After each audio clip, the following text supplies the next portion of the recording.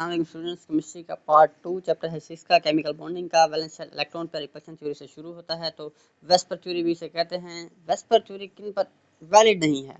Monoatomic molecules और diatomic molecules पर valid नहीं है। तो ऐसे मॉलिक्यूल्स जिनके एटम 3 या उससे ज्यादा होंगे ये सिर्फ उन पर वैलिड होती है। कौन सी theory? VSEPR theory. Every molecule है सेंट्रल एटम। इस थ्योरी के मुताबिक हर मॉलिक्यूल में सेंट्रल एटम होता है, जिसमें बॉन्ड पेयर भी हो सकते हैं, लोन पेयर भी हो सकते हैं, या दोनों भी हो सकते हैं। मेन इसका हमारे पास इसका मेन प्रिंसिपल है, मेन फोकस है, वो ये है कि electrons pair keep them at maximum distance, एक दूसरे को ज्यादा से ज्यादा फासले पर रखते हैं। क्यों रखते हैं? ताकि रिपल्शन उनके दरमियान मिनिमम हो, क्योंकि सेम चार्ज है, रिपल्शन मिनिमम होगी और इसी वजह से वो एक दूसरे को ज्यादा से ज्यादा फासले पर रखते हैं।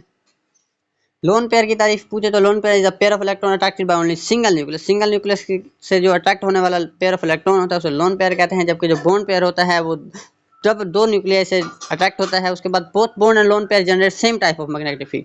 मैग्नेटिक फील्ड की टाइप सेम है, लेकिन जो इलेक्ट्रिक और मैग्नेटिक फील्ड होती है वो ज्यादा डिस्ट्रीब्यूटेड किस में होती है? लोन पेयर में होती है। रिपल्शन ट्रेंड की बात करें तो रिपल्शन ट्रेंड हमारे पास बॉन्ड और बॉन्ड पेयर में कम रिपल्शन होगी, बॉन्ड और लोन पेयर में ज्यादा होगी, और लोन पेयर में सबसे ज्यादा होगी। It explains only covalent bond. VSEPR theory सिर्फ कोवलेंट बॉन्ड के बारे में बताती है। वाटर मॉलिक्यूल में बॉन्ड एंगल 104.5, अमोनिया में 107.5, जबकि एक्वस में बॉन्ड एंगल हमारे पास 92 डिग्री होता है।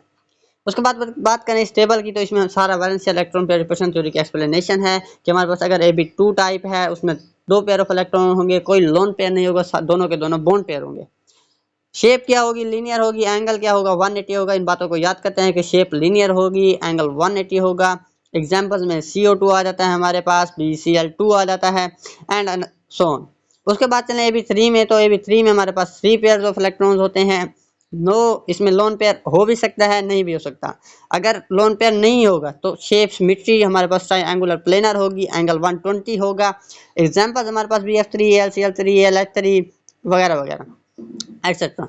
अगर लोन पेयर होगा तो सिर्फ एक होगा और बाकी दो क्या होंगे? बॉन्ड पेयर होंगे। टोटल मिलके 3 पेयर ऑफ इलेक्ट्रॉन्स होंगे।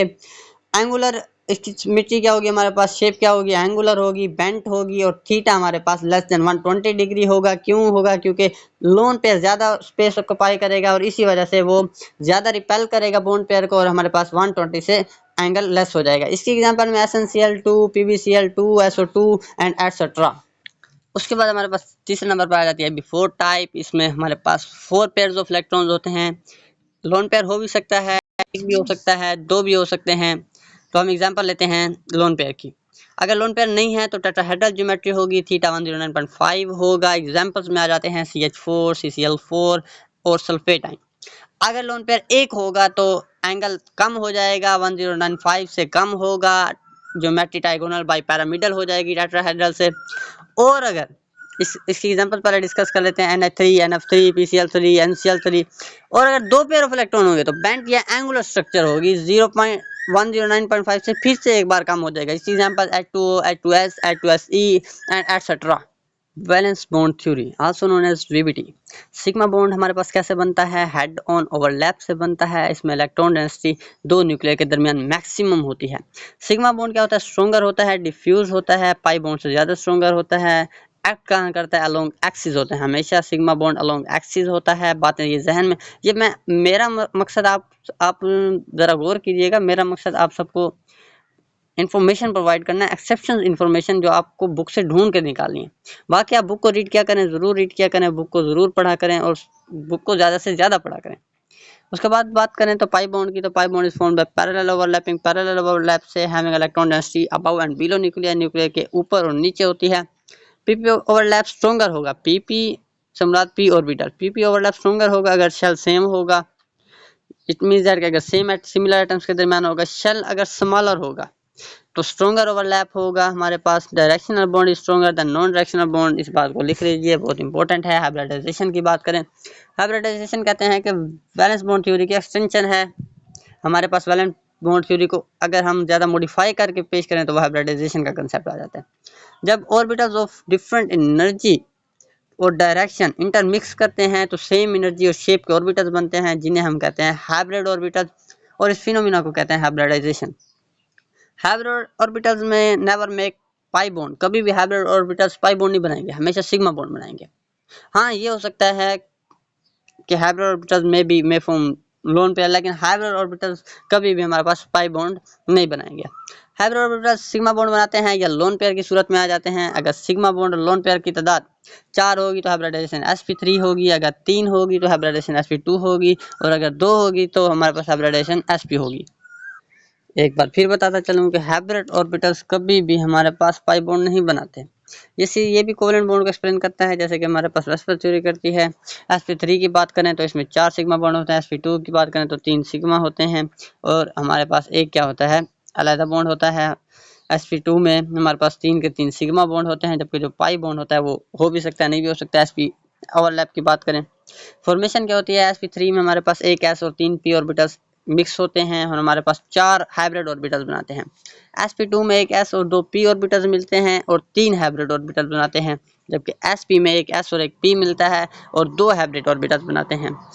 कैरेक्टरिस्टिक परसेंटेज कैरेक्टर की बात करें तो उसमें 25% है sp3 में, 25% s कैरेक्टर होता है, जबकि 75% p कैरेक्टर होता है। अगर sp2 की बात करें तो उसमें 33% s कैरेक्टर होता है, 67% p कैरेक्टर होता है। sp की बात करें तो 50-50% होता है। जितना ज़्यादा s कैरेक्टर होगा उतना ज़्यादा कंपाउंड पोलर होगा और उतना ही ज़्यादा हमारे पास इंटरमॉलिक्यूलर फोर्सेस स्ट्रॉन्ग होंगे। ज्योमेट्री की बात करें तो sp3 में टेट्राहेड्रल होती है, एंगल 109.5 होता है। एग्जांपल्स की बात करें तो जितने भी एल्केन्स हैं वो हमारे पास sp3 हाइब्रिडाइज्ड हैं।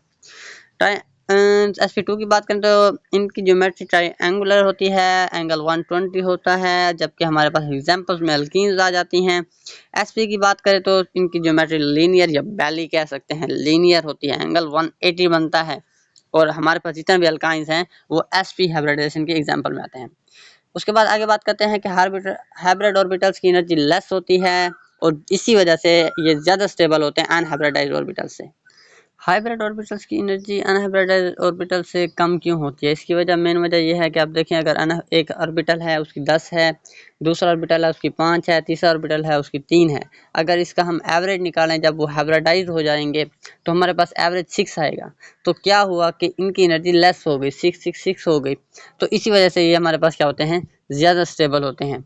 उसके बाद बॉन्ड एनर्जी और बॉन्ड लेंथ हमारे पास आ गया, डायपोल मोमेंट आ गया। बॉन्ड एनर्जी की बात करें तो it is amount of energy required to break same type of bonds between two atoms. Same type of bonds के दरमियान, अगर सी एच बॉन्ड है तो उसको तोड़ने के लिए, सी सी एल बॉन्ड है तो उसको तोड़ने के लिए, सी एल बॉन्ड है तो उसको तोड़ने के लिए, इसे कहते हैं सेम टाइप ऑफ बॉन्ड्स। इससे मुराद ये है, दो एटम्स के दरमियान कोई भी एटम्स होते हैं उनके सेम टाइप ऑफ बॉन्ड्स को तोड़ने के लिए जो एनर्जी होती है उसे बॉन्ड एनर्जी कहते हैं। या ये भी कह सकते हैं कि ऐसी अमाउंट ऑफ एनर्जी जो रिलीज होती है जब दो सेम टाइप ऑफ बॉन्ड्स बनते हैं, दो एटम्स के दरमियान सेम टाइप ऑफ बॉन्ड्स बनते हैं। पोलर को जो हमारे पास पोलर कोवलेंट बॉन्ड है उनकी बॉन्ड एनर्जी ज़्यादा होगी। क्यों हमारे पास ज़्यादा? क्योंकि उनकी फोर्स ऑफ अट्रैक्शन ज़्यादा होगी, उनको तोड़ना उतना ही मुश्किल होगा, ज़्यादा एनर्जी रिक्वायर होगी। जितना ज़्यादा परसेंटेज एस करेक्टर होगा उतनी ज़्यादा बॉन्डिंग एनर्जी होगी। ये फैक्टर्स हम बोल रहे हैं, फैक्टर्स बता रहे हैं। Percentage S character, polar, bond energy को हम बॉन्ड नंबर को बॉन्ड ऑर्डर कहते हैं। Bond energy is directly inversely proportional to bond length. Bond length और बॉन्ड एनर्जी आपस में इनवर्स हैं। जितनी ज़्यादा बॉन्ड एनर्जी होगी उसकी बॉन्ड लेंथ उतनी कम होगी। अगर फैक्टर के लिहाज से देखा जाए तो उसमें भी इनवर्स हैं कि हमारे पास अगर परसेंटेज कैरेक्टर एस ज़्यादा होगा तो बॉन्ड लेंथ कम होगी लेकिन बॉन्ड एनर्जी ज़्यादा होगी। पोलर होगा तो बॉन्ड एनर्जी हमारे पास क्या होगी, ज़्यादा होगी, बॉन्ड लेंथ कम होगी। उसके बाद बॉन्ड ऑर्डर हमारे पास जितने ज़्यादा होंगे, जितने ज़्यादा बॉन्ड्स होंगे हमारे पास, नंबर ऑफ बॉन्ड्स होंगे, उतने हमारे पास ज़्यादा बाइंडिंग एनर्जी होगी। और एटॉमिक साइज के इनवर्सली प्रोपोर्शन है bond energy line bond length हमारे पास एटॉमिक साइज के डायरेक्टली प्रोपोर्शन है। उसके बाद बात करें डाइपोल मूवमेंट की। डाइपोल मूवमेंट क्या है? Quantity of polarity is called dipole movement. Polarity, दो पोल्स के दरमियान जो क्वांटिटी है उसे डाइपोल मूवमेंट कहते हैं। इसे चार्ज और डिस्प्लेसमेंट का प्रोडक्ट भी कहते हैं। इट इज वेक्टर क्वांटिटी है। दो यूनिट हैं, एक लार्जर यूनिट और एक smaller unit. Smaller unit D by है, लार्जर यूनिट मिली कोलम है, मीटर कोलम है। मीटर हमारे पास जबकि क्या है, डिस्प्लेसमेंट का यूनिट है, और कोलम क्या है, चार्ज का यूनिट है। 1 debye equal to 3.336 multiply 10 to power -30 metre coulomb. ये इतना स्मॉलर यूनिट है डी बाई, और हम इसे ही मेनली यूज करते हैं। उसके बाद बात करें नॉन जो पोलर कंपाउंड्स होते हैं उनकी जीरो डाइपोल मूवमेंट होता है, डाइपोल मूवमेंट जीरो होता है। जितने भी नॉन पोलर कंपाउंड हैं उनका डाइपोल मोमेंट जीरो होगा। Carbon dioxide, carbon tetrachloride, methane and etcetera. अगर सेंट्रल एटम में अब नॉन पोलर कंपाउंड्स को आइडेंटिफाई कैसे किया जाता है, ज़रूरी नहीं कि उनके दरमियान हमारे पास इलेक्ट्रोनेगेटिव डिफरेंस 0.1 से 0.4 हो, और ज़रूरी नहीं कि उनके दरमियान अगर बॉन्ड्स पोलर हैं तो वो खुद भी पोलर हो। नॉन पोलर कंपाउंड की पहचान ये है कि अगर उनके सेंट्रल एटम में लोन पेयर नहीं है और उसके इर्द गिर्द सेम टाइप ऑफ एटम्स हैं, सेम टाइप ऑफ एटम है, तो हमारे पास कंपाउंड क्या होगा, नॉन पोलर होगा। जैसे कि हमारे पास कार्बन डाइऑक्साइड है, बॉन्ड्स हमारे पास पोलर हैं, लेकिन ये देखिए कि उसमें हमारे पास लोन पेयर नहीं है कार्बन के ऊपर, और जो एटम्स हैं वो भी सेम हैं, दोनों तरफ ऑक्सीजन ही है, इस वजह से उसमें कोई हमारे पास डाइपोल मूवमेंट नहीं होता। कार्बन मोनोऑक्साइड में अलबत्ता पाया जाता है, क्योंकि उसमें हमारे पास बॉन्ड क्या होता है, हमारे पास बॉन्ड पोलर होता है और एक ही बॉन्ड होता है, तो इसी वजह से इसमें डाइपोल मोमेंट होता है 0.112 डी बाई का। पर हमारे पास डाइपोल मोमेंट का रोल क्या है, ये हमें दो चीज़ें देता है, एक ज्योमेट्री के बारे में बताता है और एक परसेंटेज आयनिक करैक्टर के बारे में बताता है। परसेंटेज आयनिक करैक्टर कैसे निकालते हैं, डाइपोल मूवमेंट ऑब्जर्व जो हमारे पास ऑब्जर्व होती है, जो हम एक्सपेरिमेंट से निकालते हैं, और डाइपोल मूवमेंट आयोनिक जो हम थ्योरेटिकल या फार्मूले से निकालते हैं, उसको हम 100 से मल्टीप्लाई कर देते हैं तो परसेंटेज आयनिक करैक्टर आ जाता है। इसके मुताबिक हमने फार्मूले में हल किया, हमारी बुक की एग्जांपल है 43% है हाइड्रोजन फ्लोराइड का आयनिक करैक्टर, और इसी वजह से वो हमारे पास कोवेलेंट कंपाउंड है। आखिर में दो बड़ी इंपॉर्टेंट बातें लिखी हुई हैं, याद रखना कि sp3 और ab4 हमारे पास क्या होते हैं, नॉन प्लेनर होते हैं। सिर्फ sp3 और ab4 नॉन प्लेनर या इसे स्पेशल भी कह सकते हैं, जबकि sp2 sp ab2 ab3 ये तीनों के तीनों चारों के चारों हमारे पास पोलर हैं। sp3 और ab4 के अलावा हमारे पास जितने भी हैं सारे हमारे पास क्या हैं, प्लेनर हैं, जबकि sp3 और ab4 नॉन प्लेनर या स्पेशल। और इसी के साथ हमारा ये चैप्टर खत्म हुआ। अभी के लिए अल्लाह हाफिज़।